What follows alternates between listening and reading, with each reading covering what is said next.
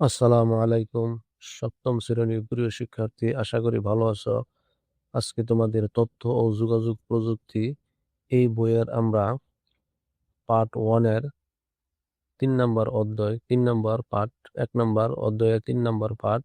চলো আমরা পড়ি এবং এর থেকে গুরুত্বপূর্ণ প্রশ্ন দেখব এবং বাড়ির কাজগুলিও জেনে নেব। দেখো, পার্ট 3 এ বলতেছে 3 এবং 4 পর্ব, কর্মক্ষেত্রে তথ্য ও যোগাযোগ প্রযুক্তি। তোমরা সবাই জানো, শিক্ষার্থীরা স্কুল শেষ করে কলেজে যায়, কলেজ শেষ করে ইউনিভার্সিটিতে পড়তে যায়। আমাদের দেশে অনেকগুলো পাবলিক বিশ্ববিদ্যালয় আছে। মাধ্যমিক পড়া শেষ করে শিক্ষার্থীদের পাবলিক বিশ্ববিদ্যালয়ে ভর্তির জন্য আলাদা করে ভর্তি পরীক্ষা দিতে হয়। একসময় এই ভর্তি পরীক্ষার কাজটি ছিল খুবই কঠিন। শিক্ষার্থীদের অনেক দূর থেকে দেশের ছড়িয়ে ছিটিয়ে থাকা বিশ্ববিদ্যালয়ে বাসে, ট্রেনে, জাহাজে যেতে হতো। লাইনে দাঁড়িয়ে ভর্তির ফর্ম আনতে হতো। সেই ফর্ম পূরণ করে আবার তাদের সেই বিশ্ববিদ্যালয়ে যেতে হতো। ক্যাশ টাকা এবং ফর্ম জমা দিয়ে পরীক্ষার প্রবেশপত্র নিতে হতো। অতঃপর সেই প্রবেশপত্র নিয়ে পরীক্ষা দিতে হতো। তাহলে বলতেছে যে এরকম আর একটু পরে বলি। পরীক্ষার খাতা দেখা শেষ হলে ফলাফল প্রকাশিত হতো খবরের কাগজে। সেই ফলাফল দেখে যারা সুযোগ পেত তারা বিশ্ববিদ্যালয়ে ভর্তি হতো। এখান থেকে কি বুঝলাম? এখানে বলতেছে যে আসলেই প্রকৃতপক্ষে আগের নিয়মটা এরকমই ছিল।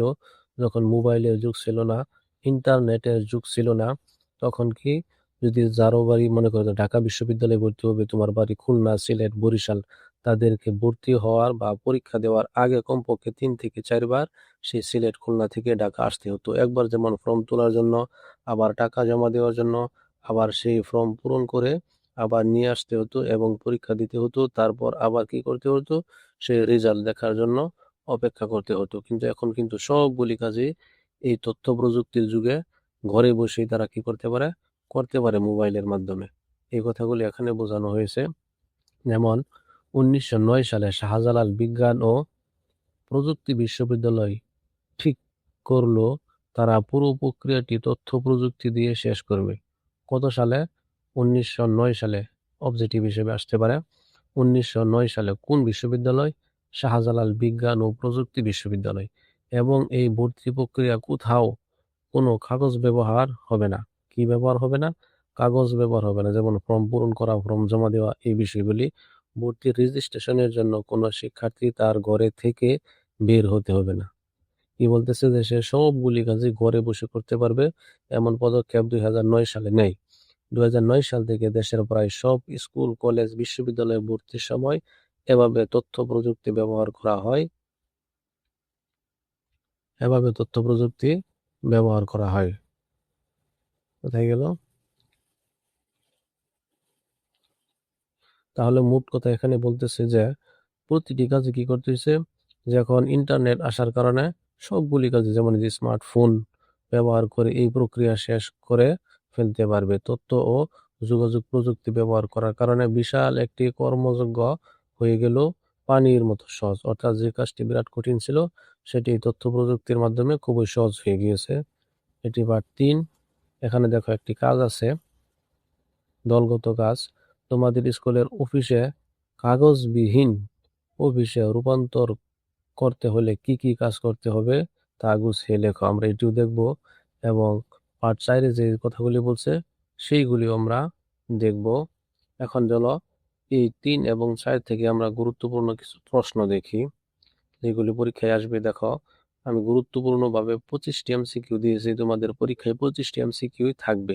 1 নাম্বার, যেমন দেখো, পাবলিক বিশ্ববিদ্যালয়ে ভর্তির জন্য কি করতে হয়? উত্তর হলো ভর্তি পরীক্ষা দিতে হয়। তারপর 2 নম্বর দেখো, আগে ভর্তির ফরম সংগ্রহ করতে কোথায় যেতে হতো? উত্তর হলো বিশ্ববিদ্যালয়ে।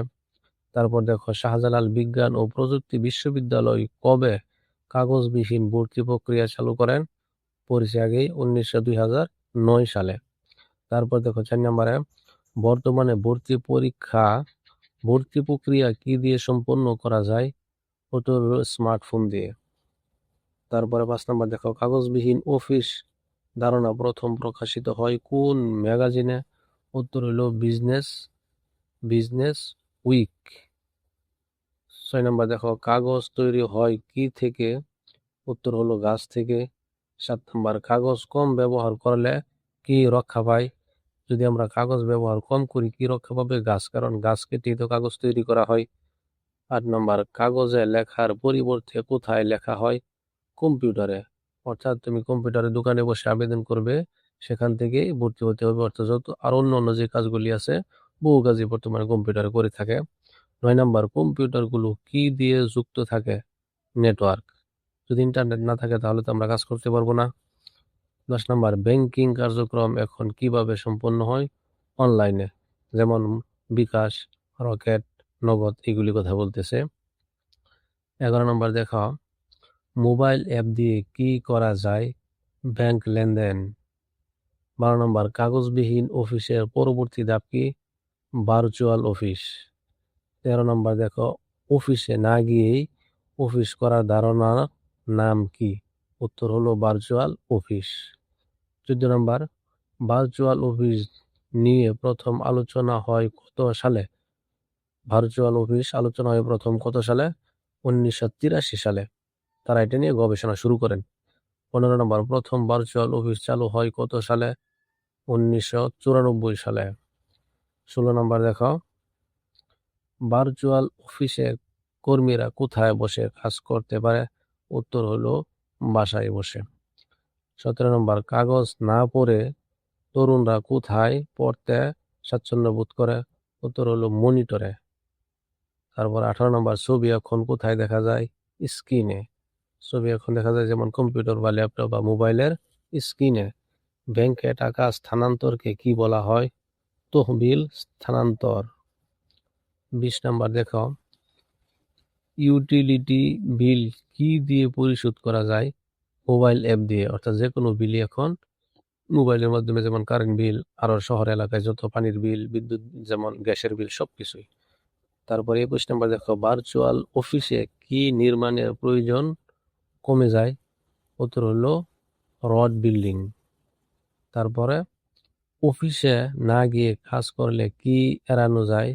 Traffic jam. যারা শহর এলাকায় থাকে তাদের কি ট্রাফিক জ্যাম থেকে রক্ষা পাবে, অর্থাৎ 10 মিনিটের রাস্তা তাদের 1 ঘন্টার উপরেও লাগতে পারে। কল সেন্টার কি ধরনের প্রতিষ্ঠানের উদাহরণ? প্রযুক্তি নির্ভর অফিস। 24 নাম্বার দেখো তথ্য ও যোগাযোগ প্রযুক্তি সংক্ষিপ্ত রূপ কি? আইসিটি। তোমাদের যে তথ্য প্রযুক্তি বইটি যা আছে এটাকে সংক্ষিপ্তভাবে আইসিটি বলে থাকে। 25 নাম্বার কাগজবিহীন অফিস পরিবেশের জন্য কি করে? উত্তর হলো পরিবেশ সুন্দর রাখে। তারপরে দেখো এখন এই 3 এবং পার্ট 4 থেকে আমরা কিছু ছোট প্রশ্ন পড়ব। ছোট প্রশ্নও কিন্তু তোমাদের পরীক্ষায় আসবে। 1 নম্বর যেমন শাহজালাল বিজ্ঞান ও প্রযুক্তি বিশ্ববিদ্যালয় কবে কাগজবিহীন ভর্তি প্রক্রিয়া চালু করে? উত্তর হলো শাহজালাল বিজ্ঞান ও প্রযুক্তি বিশ্ববিদ্যালয় 2009 সালে কাগজবিহীন ভর্তি প্রক্রিয়া চালু করে। 2 নম্বর কাগজবিহীন অফিস বলতে কি বোঝায়? উত্তর হলো যে অফিসে কাগজ ব্যবহার না করে কম্পিউটার ও তথ্য প্রযুক্তির মাধ্যমে সব কাজ সম্পন্ন করা হয় তাকে কাগজবিহীন অফিস বলে। 3 নাম্বার কাগজ কম ব্যবহার করলে পরিবেশের কি উপকার হবে? উত্তর হলো কাগজ কম ব্যবহার করলে গাছ কম কাটা হয়, ফলে বন ও পরিবেশ রক্ষা পায় এবং দূষণ কমে যায়। 4 নাম্বার কম্পিউটার গুলো কিভাবে একে অপরের সাথে যুক্ত থাকে? উত্তর হলো কম্পিউটার গুলো নেটওয়ার্কের মাধ্যমে একে অপরের সাথে যুক্ত থাকে। 5 নাম্বার দেখো স্মার্টফোন ব্যবহার করে কি কি কাজ করা যায়? উত্তর স্মার্টফোন ব্যবহার করে ভর্তি আবেদন, ব্যাংক লেনদেন, বিল পরিশোধ, কেনাকাটা এবং টিকিট কেনা যায়। যেমন বর্তমান ঈদের সময় অনেকেই মোবাইলেই টিকিট কেটে ফেলবে। খুবই সুন্দর একটি ব্যবস্থা। ভার্চুয়াল অফিস কি? উত্তর যে অফিসে কর্মীরা অফিসে না গিয়ে বাসায় বা অন্য যে কোনো স্থান থেকে ইন্টারনেটের মাধ্যমে কাজ করে তাকে ভার্চুয়াল অফিস বলে। যেমন তোমাদের উপবৃত্তির অনেক কাজই স্যারেরা এখন বাড়িতে বাসায় বসে বসে ল্যাপটপ বা কম্পিউটারে করে থাকে। 7 নাম্বার ভার্চুয়াল অফিসের 2টি সুবিধা লেখো। 1 নাম্বার অফিসে যাওয়ার প্রয়োজন হয় না, ফলে ট্রাফিক জ্যাম এড়ানো যায়। 2 নাম্বার, বাসায় বসেই কাজ করা যায়, ফলে সময় ও খরচ সাশ্রয় হয়। 8 নাম্বার, ব্যাংকিং কার্যক্রম কিভাবে অনলাইনে সম্পন্ন হয়? উত্তর হলো কম্পিউটার, ইন্টারনেট এবং মোবাইল অ্যাপের মাধ্যমে অ্যাকাউন্ট পরিচালনা, টাকা স্থানান্তর ও বিল পরিশোধ অনলাইনে সম্পন্ন হয়। 9 নম্বর প্রশ্নটি হলো বিজনেস উইক ম্যাগাজিনে কাগজবিহীন অফিস নিয়ে কখন লেখা প্রকাশিত হয়?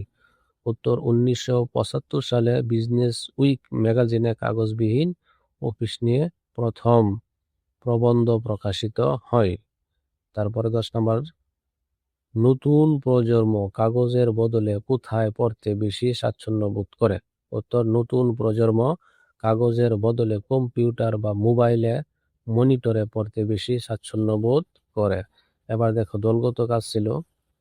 1 নম্বরে দেখো, ইলেকট্রনিক ভোটিং মেশিন ব্যবহারের সুবিধা ও অসুবিধা নিয়ে বিতর্ক তৈরি করতে বলতেছে। যেমন ইলেকট্রনিক ভোটিং মেশিন ব্যবহারের সুবিধা কি? 1 নাম্বার, খুব দ্রুত ভোট গ্রহণ ও গণনা করা যায়। 2 নাম্বার, ভোটের ফলাফল অল্প সময়ে প্রকাশ করা সম্ভব। 3 নাম্বার, কাগজের ব্যবহার কমে যায়। 4 নাম্বার লিখতে পারবে, ব্যালট পেপার নষ্ট হওয়ার আশঙ্কা থাকে না। 5 নাম্বার, ভুল ভোট গণনার সম্ভাবনা কমে যায়। 6 নাম্বার, ভোট কারচুপি কমানো সম্ভব। 7, পরিবেশ বান্ধব কারণ কাগজের প্রয়োজন হয় না। 8, সময় ও খরচ সাশ্রয় হয়। আর বলতেছে ইলেকট্রনিক ভোটিং মেশিন ব্যবহারের অসুবিধা কি? তাহলে তুমি বিপক্ষে এইগুলি লিখতে পারো। বিদ্যুৎ বা ব্যাটারির উপর নির্ভর করতে হয়, অর্থাৎ বিদ্যুৎ না থাকলে সেই মেশিন চলবে না। প্রযুক্তিগত ত্রুটি দেখা দিতে পারে, অনেক সময় সেটা নষ্ট হয়ে যেতে পারে। যন্ত্র পরিচালনার জন্য প্রশিক্ষিত লোকের প্রয়োজন হয়, অর্থাৎ ওই মেশিনটা যিনি পরিচালনা করবে তারও জ্ঞান থাকতে হবে। 4 নাম্বার, সাধারণ মানুষের কাছে নতুন প্রযুক্তি বোঝা কঠিন হতে পারে। 5 নাম্বার, হ্যাকিং বা নিরাপত্তা নিয়ে উদ্বেগ থাকতে পারে। 6 নাম্বার, যন্ত্র নষ্ট হলে ভোট গ্রহণ ব্যাহত হতে পারে। তারপরে দেখো 4 নাম্বারে যে বাড়ির কাজটি আছে সেটি দেখো। দলগত কাজ, স্কুলে একটি ভার্চুয়াল ক্লাসরুম তৈরি করতে যা যা করতে হয় দেখো। প্রতিটি শিক্ষক ও শিক্ষার্থীর জন্য স্মার্টফোন, ট্যাব বা কম্পিউটার নিশ্চিত করতে হবে। 2 নাম্বার, স্থিতিশীল ইন্টারনেট সংযোগ থাকতে হবে। 3 নাম্বার, অনলাইনে ক্লাস পরিচালনার জন্য গুগল মেটা বা জুম অথবা এই ব্যবহার করতে হবে, মাইক্রোসফট টিম ব্যবহার করতে হবে।